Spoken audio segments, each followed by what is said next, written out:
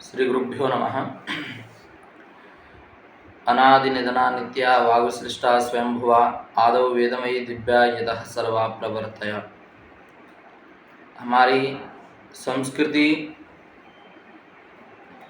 संस्कृत प्रधान संस्कृति है और हमारी संस्कृति में एक संस्कार शब्द भी है। तो कहने का तात्पर्य है कि संस्कृति, संस्कार और संस्कृत, ये तीनों शब्द सनातन धर्म के प्रत्येक व्यक्ति के अंतर्गत यदि हों तो वो ये मान लो आप धर्मी व्यक्ति है। धर्मन दूसर सत्य समाना आगम निगम पुराण बखाना। सत्यम वद धर्मम चर हमारे वेद स्मृति पुराण इत्यादि ग्रंथने ग्रंथ इसी का अनुसरण करते आए हैं। श्रुतेरिवार्तं स्मृतिरन्वगच्छत्, स्मृति आदि ग्रंथ भी हमारी श्रुतियों का अनुसरण करती आई हैं। श्रुति अर्थात वेदों का अनुसरण करती आई हैं। तो संस्कार, संस्कृति और संस्कृत, इन तीनों शब्दों की आज वर्तमान युग में अत्यंत आवश्यकता है प्रत्येक मानव के अंतर्गत। यदि प्रत्येक मानव इन तीनों शब्दों से युक्त है तो हमारा सत्य सनातन वैदिक धर्म एक उसी कगार पर आ जाएगा जिस कगार पर प्राचीन समय में था। आप देख रहे होंगे कि गुरुकुल प्रणाली इत्यादि हमारे जो प्रणालियां, आश्रम प्रणाली चलती थी, श्रुतियों का, वेदों का स्मरण, पठन पाठन किस प्रकार होता था, वो सब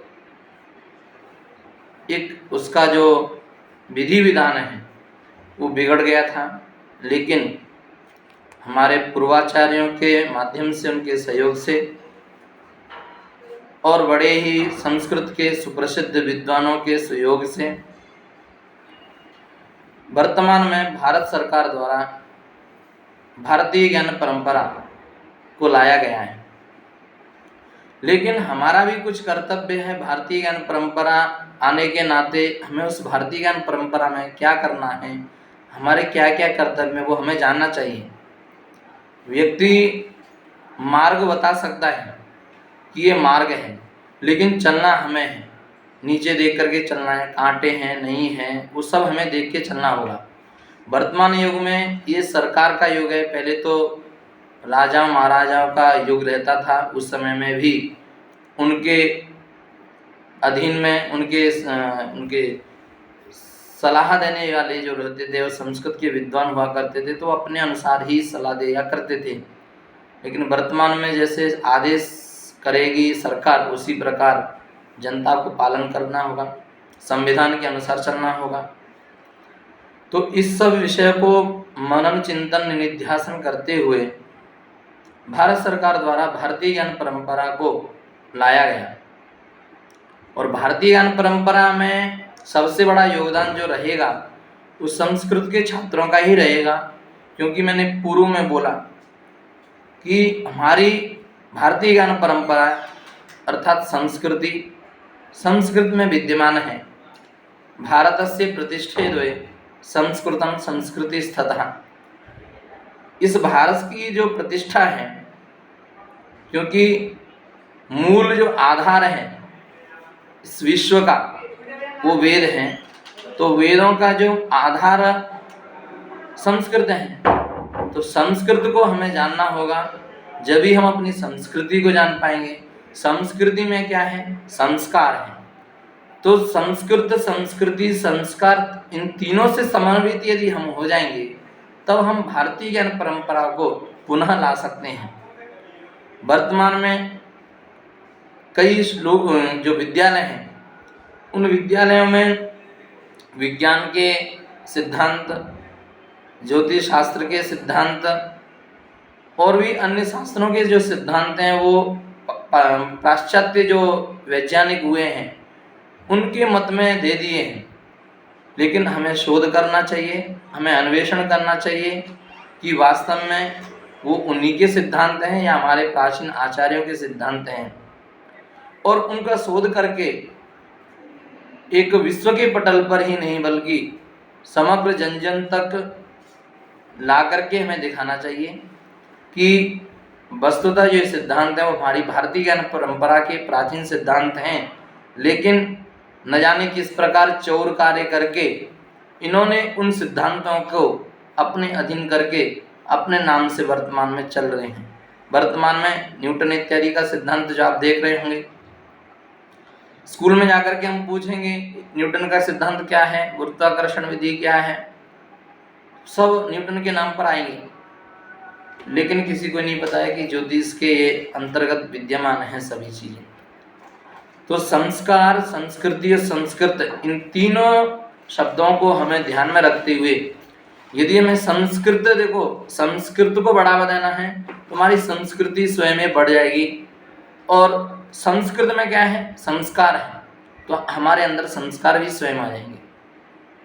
तो संस्कृत की रक्षा, हमारी संस्कृति की रक्षा, हमारे संस्कारों की रक्षा है। वर्तमान में कई लोग संस्कृत के ही माध्यम से अपना उदर पोषण कर रहे हैं, लेकिन संस्कृत के ग्रंथों की उनका अपमान करते हैं। उनके विषय में जो कहानियाँ हैं, कथाएं हैं, उनको अपने मत के अनुसार बता करके छात्रों को बताते हैं कि नहीं, इसमें तो मुझे डाउट हो रहा है। तो ऐसा न करना चाहिए। यदि ऐसा करना है जिन भी व्यक्तियों को, तो मैं उन सभी से आग्रह करूंगा कि जितने भी संस्कृत के विद्वान हैं उन सब के आगे जाकर के अपनी समस्याओं को रखें। छात्रों को ये समस्या रख करके उसका समाधान दें तो अच्छी बात है, लेकिन समस्या रख करके वहीं पर नहीं त्यागना है। ये तो ही एक शिक्षक के अधीन में छात्र रहते हैं। यदि छात्र के अंतर्गत गलती से भी विकार आ गया कि हमारे शिक्षक या हमारे गुरुजी इस प्रकार बोल रहे हैं, तो वो छात्र भी उस संस्कृति परंपरा से भिन्न हो जाएगा। वस्तुतः हमारे वेद, उपनिषद, रामायण इत्यादि जो ग्रंथ हैं वो 100% सत्य हैं, सत्य सनातन वैदिक धर्म हैं, लेकिन कई 100 में से कई नमूने होते हैं, उनका हम कुछ नहीं कर सकते हैं, क्योंकि संविधान ने बोलने का अधिकार दिया है। बोल देते हैं अंत में, यही उनके पास एक बात रहती है कि हमारे पास बोलने का अधिकार है। बोलने का अधिकार है, हम भी मानते हैं, लेकिन इस अधिकार को वे लोग संस्कृत के विद्वान लोगों के सामने बोलेंगे तो उनको उसका जवाब भी मिलेगा और उनको ये भी पता होगा कि नहीं, मैंने इन ग्रंथों का अध्ययन नहीं किया है, लेकिन ये किसी बात को लेकर के मैं किसी को भड़का देता हूँ, ये गलत बात है। किसी को नहीं भड़काना है। और अंततोगत्या मैं पुनः यही कहूँगा कि हमें संस्कार युक्त होना है। संस्कार क्या है वो आप भी जानते हैं। संस्कार एक ऐसा गुण है, ऐसी चीज नहीं है, वो ऐसा गुण है कि आपके पास धन नहीं होगा चलेगा, लेकिन संस्कार यदि होंगे तो आप अपनी जीवन यापन, दिनचर्या को कहीं भी यापन कर सकते हैं केवल संस्कार से। संस्कारवानम लभते सर्वम, मेरा मत है ऐसा।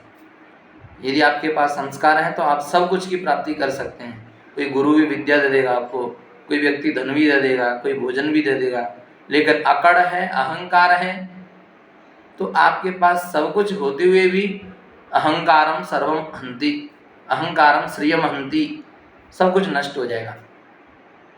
तो इसलिए हमें संस्कार युक्त होना है, अहंकार से युक्त नहीं होना है। अहंकार यदि हमारे अंतर्गत आ जाता है, ये अवगुण, तो हमारे यश, कीर्ति सब कुछ को ध्वंस कर सकता है। इसलिए हमारे माता पिता का जो यश है, कीर्ति है, माना कि हमारी खेती के अंतर्गत से है, हमारे परिवार के कुटुंब के अंतर्गत से उनकी कीर्ति है, यश है, नहीं है वो कलेक्टर, नहीं है वो बड़े बड़े व्यक्ति जो कि भारत सरकार के अंतर्गत आते हों, या फिर कुछ बड़े बिजनेसमैन हों जो कि ख्याति प्राप्त हों, वो नहीं है। लेकिन उन्होंने अपने जीवन में ऐसा कुछ किया है कि वो दूसरे के घर जाकर के अपना जो भी मांगे वो दूसरे के घर से उनको सहायता मिल सकती है खेती से। तो उस कीर्ति को, उस यश को, उस अपमान को हम नष्ट न करें, इसीलिए संस्कृत पढ़ना भी जरूरी है, संस्कृति को जानना भी जरूरी है और संस्कार युक्त होना भी जरूरी है। तो इन 3 शब्दों के विषय में मैं जो भी कुछ समय मिला उस समय से मैं बताया आप लोगों को, लेकिन आगे विविध ग्रंथों के अनुसार इन तीनों शब्दों की व्याख्या करते हुए मैं आपको बताने का प्रयास करूंगा। और आप सबसे अंतिम में यही अनुरोध होगा कि समगच्छध्वम संवदध्वम संभो मनांसि जानताम, इस वेद सूक्ति पर आधारित करते हुए सबको समान माने। सभी को बोलने का अधिकार है, लेकिन क्या बोलना है, सत्य सनातन वैदिक ग्रंथों का यदि विरोध करते हैं तो क्या गति होगी, ये भी पहले पूर्व में जान लें। तो इतना ही कह करके मैं अपनी वाणी को विराम दूंगा। सर्वे भवन्तु सुखिनः, सर्वे सन्तु निरामया, सर्वे भद्राणि पश्यन्तु, मा कश्चित् दुःखभाग् भवेत्। ओम शांति शांति शांति।